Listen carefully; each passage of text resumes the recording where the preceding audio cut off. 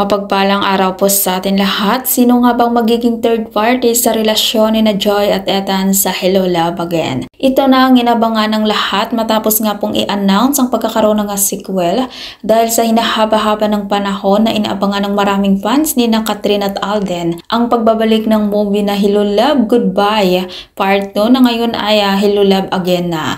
At dahil dyan, excited ng lahat, marami nga nagtatanong kung paano nga ba iikot ang kwento ng Hello Love Again. At according po sa mga writers sa kanilang interview, ay magkakaroon ng malaking pagbabago sa relasyon ni na Joy at Ethan. Maraming nagtatanong kung totoo ba na merong isang aktor na napangalanan na parang siya daw ang magiging third party di umano kina Joy at Ethan. Walang iba kundi si Joshua Garcia. Si Joshua nga po ang napili ng ilang direktor at producer ng Hello Love Goodbye.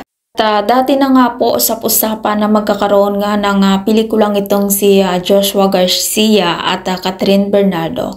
Pero sa ngayon, gaano katotoo ang balita na si Joshua nga po ang napili na magiging panggulo nga sa relasyon ni na Joy at Ethan.